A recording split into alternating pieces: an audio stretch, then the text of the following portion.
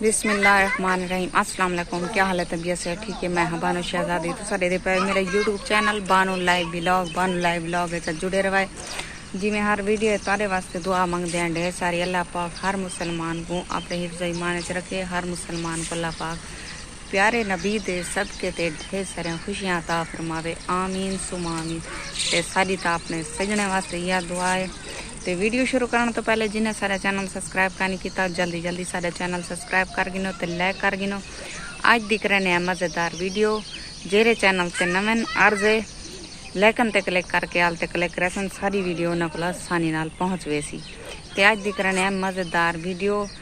तो माशाअल्लाह सुबह सुबह का टाइम है। टाइम थी पा तकरीबन 8:30 का। तो मौसम ही बिल्कुल झाड़ है। धुप नज़र किरा नहीं आती। तो बड़े अफसोस नाल आखना पौंदा है कि सारी अज बहुत सारी हथों की बारिश शुरू थी है। बारिश तो 3-4 दीवार की शुरू थी वही है, लेकिन रात जी बारिश आई है बहुत ज़्यादा है जिंदी वजह को ढह चुके हैं साइडें को कच्चे मकान पे सकू। बड़े अफसोस नाल आखना पौंदा है गरीबें दे हैं तो वो कच्चे मकान। तो सारी वीडियो के नाल जुड़े रहे।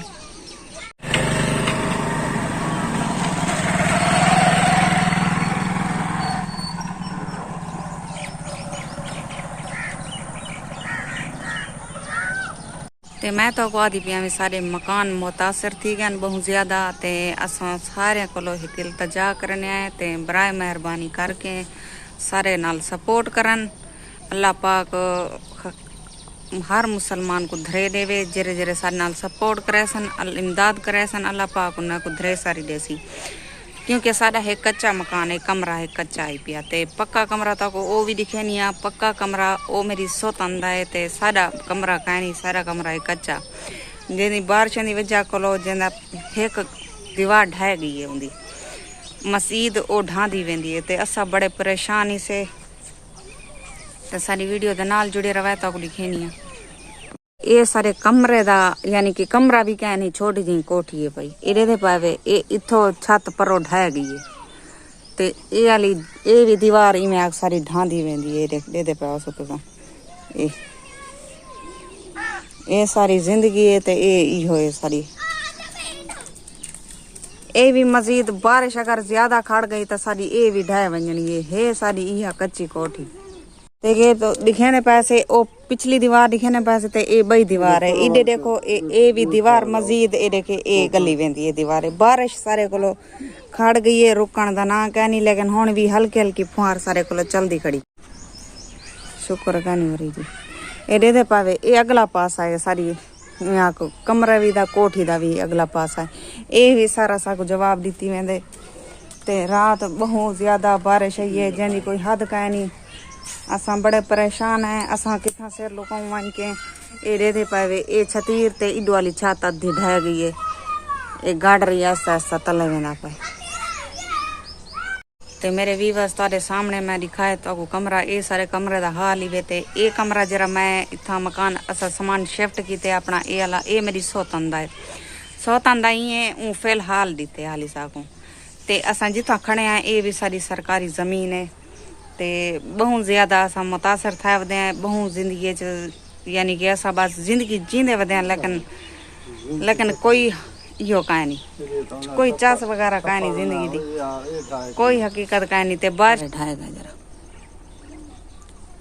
ये सारा बिच भी दिखे यानी कि इतना सारिया बर्बादियां थी। ते मेरी एक गुजारिश है तारे नाल सारे नाल जेरे जेरे मेरे भेणी भिरा मेरे देदी बैठन वीडियो अल्लाह पाक उन्हें को धरे देवे बहुत ज्यादा देवे इतना देवे उन्हें को समावे ना। लेकिन सारी अर्ज ये है कि साको सपोर्ट करन बहुत ज्यादा सारे चैनल को भी सपोर्ट करन ते सारे नाल मेहरबानी करन सारे नाल तावनी करन कि असा अपनी कच्ची कोठी को भला बनवा सकूं। ते इन दुनिया ते ढेर सारे बंदे ऐसे पान जेरे दौलतमंद पान थे। अगर उन्हें दौलतमंद बनने को सादे पैसे अगर गरीबें दी जरिए सपोर्ट करे सन चाहता अल्लाह उन्हें को धरे सारे को धरे देसी बहु देसी सारी दुआ लगसी उन्हें को सारे बच्चों दी भी दुआ लगसी। ते मेहरबानी करो सारे चैनल को भी सपोर्ट करन असा अर्ज कराने बैठे हैं ते सर नाल तावन ही करन जितना थी संगे सर नाल तावन करन। असा बहुत ज्यादा परेशानी से असा बयान तारे अगो निसे कर संदे। और वट्टे मरांदे खड़े वे विच वानी पवो ता लेकिन नहर रौंडा है गई है सारी। ए कौ ज्यादा है सिलाब दी, कौ है बहुत ज्यादा कौ है सिलाब दी। एरे दे पवे नहर ढह गई है सारा, नहर दा पानी पीला पीला चलदा पे सारा। नूर हटकेंदा नहीं मैं को अमी ना करो।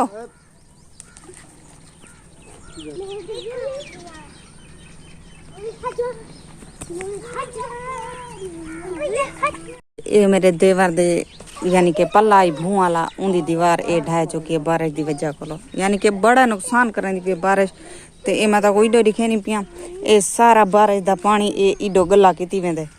ए जेरल नहर फुल थई इडो पानी में लगा सी है ना, देर ना करे सी इको चीरी वैसी इडो हुई में।